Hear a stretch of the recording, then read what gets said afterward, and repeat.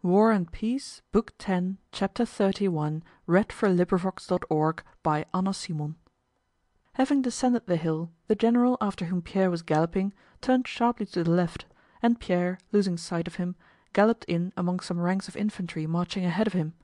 He tried to pass either in front of them or to the right or left, but there were soldiers everywhere, all with expression and busy with some unseen but evidently important task. They all gazed with the same dissatisfied and inquiring expression at this stout man in a white hat, who, for some unknown reason, threatened to trample them under his horse's hoofs. "Why ride into the middle of the battalion?" one of them shouted at him. Another prodded his horse with the butt end of a musket, and Pierre, bending over his saddlebow and hardly able to control his shying horse, galloped ahead of the soldiers where there was a free space. There was a bridge ahead of him, where other soldiers stood firing. Pierre rode up to them.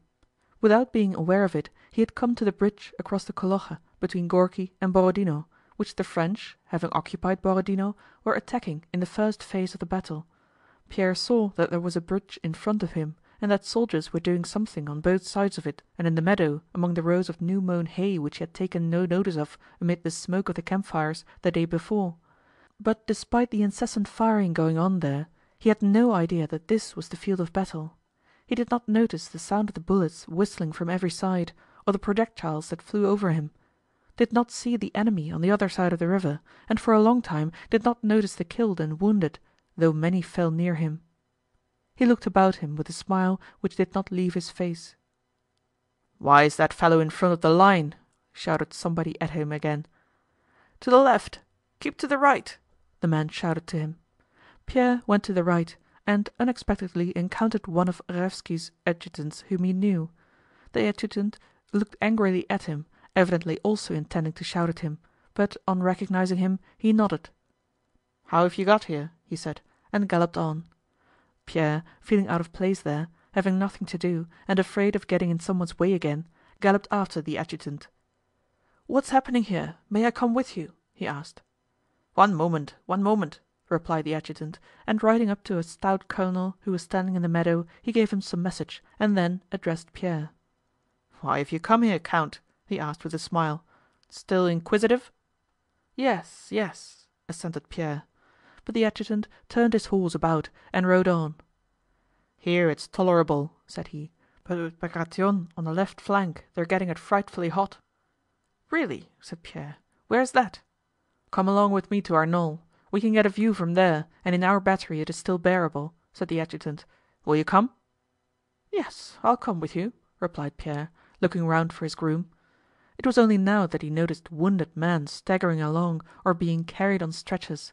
On that very meadow he had ridden over the day before, a soldier was lying athwart the rows of scented hay, with his head thrown awkwardly back and his shako off. "Why haven't they carried him away?" Pierre was about to ask, but seeing the stern expression of the adjutant, who was also looking that way, he checked himself. Pierre did not find his groom and rode along the hollow with the adjutant to Raévski's redoubt. His horse lagged behind the adjutant's and jolted him at every step. "You don't seem to be used to riding, Count," remarked the adjutant. "No, it's not that, but her action seems so jerky," said Pierre in a puzzled tone. "Why, she's wounded," said the adjutant. "In the off foreleg above the knee. A bullet, no doubt. I congratulate you, Count, on your baptism of fire." Having ridden in the smoke past the 6th Corps, behind the artillery which had been moved forward and was in action, deafening them with the noise of firing, they came to a small wood.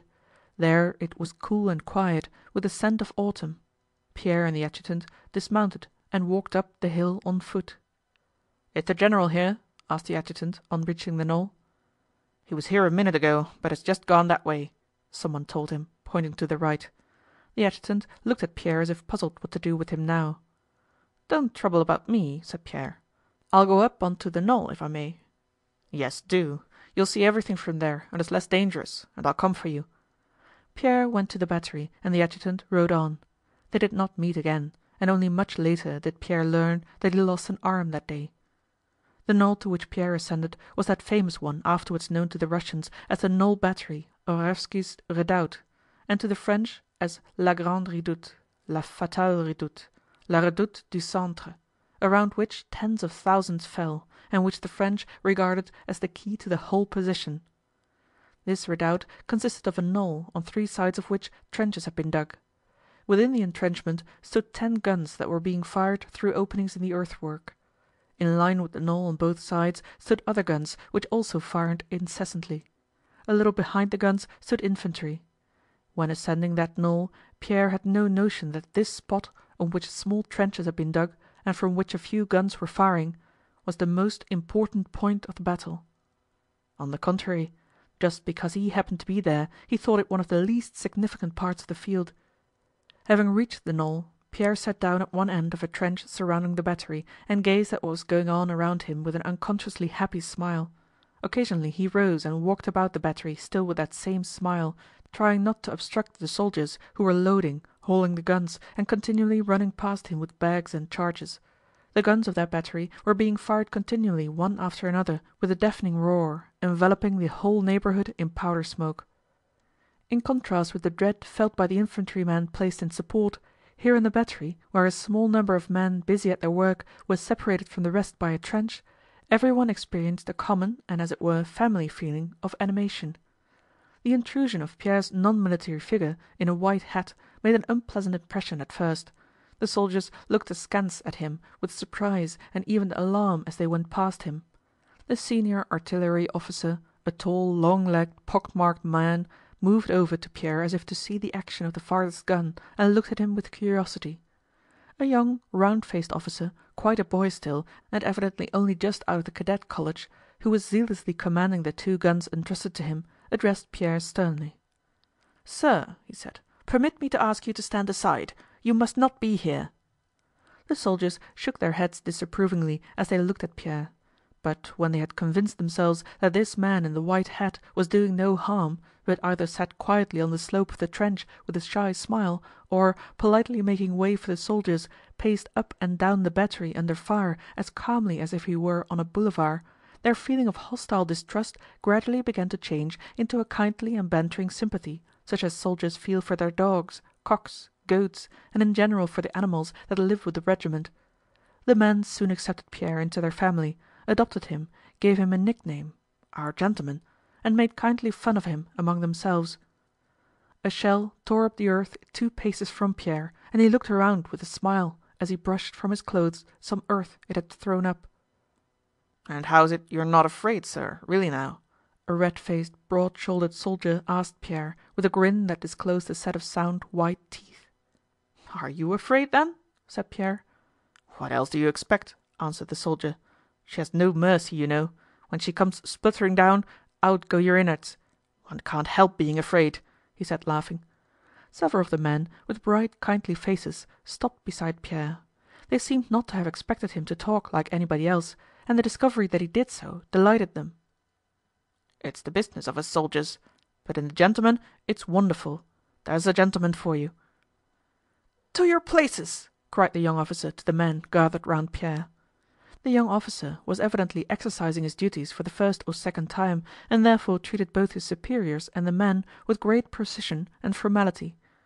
The booming cannonade and the fusillade of musketry were growing more intense over the whole field, especially to the left where Bagration's flèches were, but where Pierre was, the smoke of the firing made it almost impossible to distinguish anything. Moreover, his whole attention was engrossed by watching the family circle, separated from all else, formed by the men in the battery. His first unconscious feeling of joyful animation produced by the sights and sounds of the battlefield was now replaced by another, especially since he had seen that soldier lying alone in the hayfield. Now, seated on the slope of the trench, he observed the faces of those around him. By 10 o'clock some 20 men had already been carried away from the battery. 2 guns were smashed and cannonballs fell more and more frequently on the battery and spent bullets buzzed and whistled around. But the men in the battery seemed not to notice this, and merry voices and jokes were heard on all sides. "A live one!" shouted a man as a whistling shell approached. "Not this way, to the infantry!" added another with loud laughter, seeing the shell fly past and fall into the ranks of the supports. "Are you bowing to a friend, eh?" remarked another, chaffing a peasant who ducked low as a cannonball flew over. Several soldiers gathered by the wall of the trench, looking out to see what was happening in front. "They've withdrawn the front line, it has retired," said they, pointing over the earth.